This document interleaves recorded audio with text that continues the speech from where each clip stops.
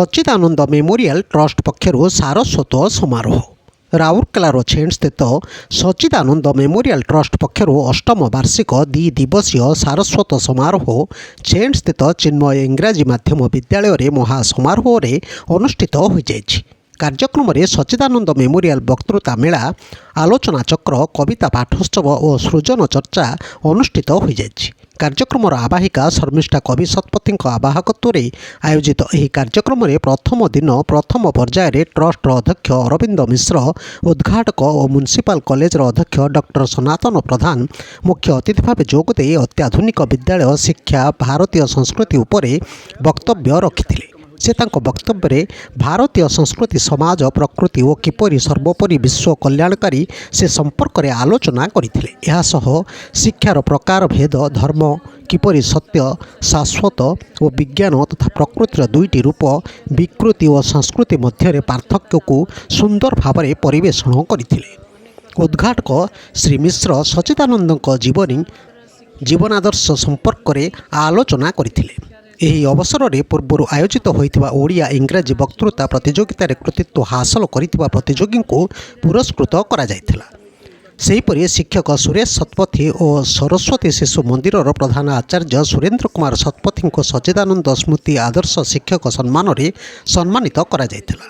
सेहीपरि द्वितीय दिवस रे प्रथम पर्याय काव्यावृत्ति शीर्षक माटीर कथा आम कवितार शंकर प्रसाद त्रिपाठी सभापतित्व तथा राजकुमार महांती आवाहकत्व निरुपमा पति और अशोक कुमार राउत संयोजन राउरकेलार कवि गौरांग दास कुंजबिहारी राउत परेश विश्वाल रश्मि साहू विजयलक्ष्मी पट्टनायक बबिता महाली किशोरी मोहन कर प्रणति बेहेरा ज्योत्स्नाराणी पात्र गीताराणी बेहेरा अशोक कुमार पट्टनायक उपेन्द्र बस्तिया प्रमुख शो रचित कविता पाठ करथिले। द्वितीय पर्यायर कवि और कविता कार्यक्रम में सुधांशु अशोक मुख्य अतिथि और अंकुरबाला परिडा सभा मुख्य दायित्व तुलाइथिले। एथिरे अध्यापक डॉक्टर अश्विनी राय नृसिंह विश्वाल सस्मिता महापात्र त्रिनाथ सिंह त्रिलोचन स्वाई कविता पाठ करथिबा बेले तृतीय पर्यायर अध्यापक करुणाकर पाठशाणी संयोजन सृजन चर्चा कार्यक्रम में कवि विष्णुप्रिया महापात्र काव्य भावना आलोचक मीनकेतन पसायत गाल्पिका अलका चांद गल्पर शिल्प नैपुण्य को आलोचक भवेश चंद्र साहू आलोचना करथिले। सेहीपरि संध्या अधिवेशन में गुरुप्रसाद महांती काव्यिक चेतना संपर्क में आलोचना चक्र अनुष्ठित होइथिला। ट्रस्ट सभापति अरविंद मिश्र सभापतित्व आयोजित यह कार्यक्रम में मुख्य अतिथि भाव महेन्द्र कुमार पट्टनायक जोगदे गुरुचरण संपर्क में आलोकपात करथिले।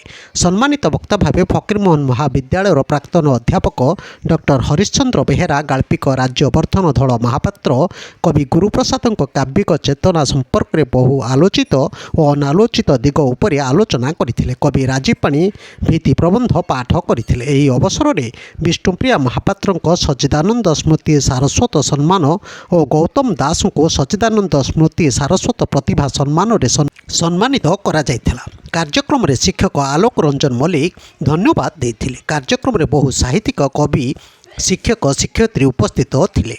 ब्यूरो न्यूज ओडिशा कथा यूट्यूब चैनल टी आपण माने देखुचंती मतामत दियंतु लाइक करंतु सब्सक्राइब करंतु और शेयर मध्य करंतु।